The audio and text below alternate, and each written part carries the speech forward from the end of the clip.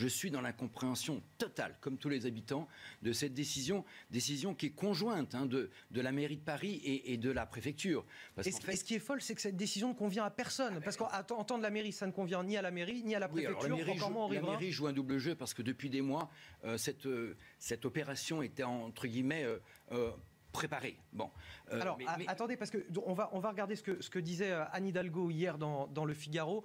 On va peut-être le voir s'afficher à l'écran. Je suis très en colère. C'est ce que dit Anne Hidalgo. Vous allez me dire ce que vous en pensez. La bataille contre le trafic de stupéfiants est le rôle de l'État. Qu'on ne me fasse pas porter le chapeau de la situation, comme on avait voulu le faire avec les camps de migrants porte de la Chapelle. Voilà ce qu'elle dit et vous lui répondez quoi? Je lui réponds, elle joue un faux jeu. D'ailleurs, elle est en campagne électorale. Là, je ne sais pas où elle est dans le Doubs ou ailleurs. Elle n'est pas à Paris en ce moment. Mais ça, je ferme la parenthèse. Non, on est passé de la colline du crack à un éparpillement des craqueurs dans le 18e, 19e et 18e. Ils sont regroupés à Place Stalingrad. Effectivement, la seule solution, c'est de prendre ces craqueurs et les dealers avec, à 100 ou 200 mètres dans un jardin des Halles et de créer donc en fait une plaine, un jardin ouvert pour se craquer. C'est incompréhensible. Enfin, je n'imagine même pas autrement. Il y avait plein le constat, il est partagé partout. On fait comment? On avait deux solutions. D'abord, on assèche complètement les trafics et les dealers. Bon, ça c'est possible. Il suffit en un week-end, en une semaine, on met des policiers partout dans ces 3 arrondissements. Et vous reconnaissez que c'est de la responsabilité de l'État et pas de la ville en l'occurrence, de l'État des trafics. De l'État en grande partie.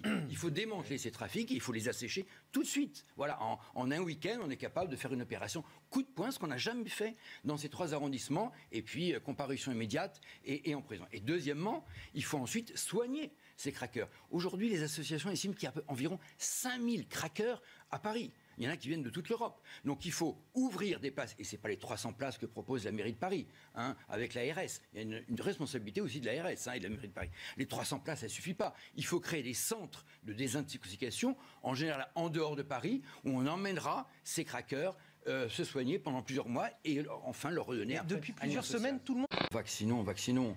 Il reste quand même dans les chiffres 20% des plus de 65 ans qui ne sont toujours pas vaccinés. Donc il y a encore un peu de pédagogie à faire concernant les seniors. Et puis, encore une fois, vaccinons. On sait même que sur variant, je ne suis pas scientifique, mais quand je regarde, j'écoute les scientifiques disent que de toute façon, l'ARN messager avec les vaccins aujourd'hui peut traiter ces variants et on est protégé à 90%. Donc pas de panique, mais surtout l'exemple de Bordeaux montre que, et je crois que ça a été fait, il faut tout de suite isoler, il faut tout de suite vacciner, il faut tout de suite tester. Alors, il y a une chose qu'il ne faudrait pas oublier, c'est l'isolement, parce que le fameux triptyque testé, tracé, isolé, j'espère qu'il va fonctionner à Bordeaux. Il n'a pas fonctionné en France, c'est vraiment l'échec d'ailleurs du gouvernement, mais j'espère qu'à Bordeaux, les personnes qui sont positives vont être isolées dans des centres de vacances, dans des hôtels, pour éviter de contaminer l'ensemble de Bordeaux. Et là, j'espère que l'Agence régionale de santé est aux aguets et va enfin mettre en place ce triptyque. D'autant qu'on ne sait toujours pas si on peut être porteur du virus quand on est vacciné.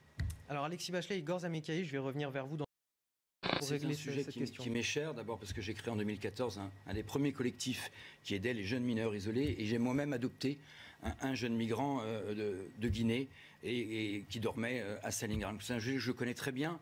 On ne peut pas interdire à un gamin de rêver. On ne peut pas, et le droit à la migration est un droit naturel. On ne pourra jamais l'empêcher de rêver, on ne pourra jamais l'empêcher de vouloir traverser le Sahara, la Libye, la Méditerranée, pour arriver en France. Alors après, en France, il faut qu'il y ait un accueil, bien évidemment, et qu'on étudie son dossier, et notamment qu'on observe s'il est jeune mineur ou faux mineur, et qu'ensuite les procédures fonctionnent.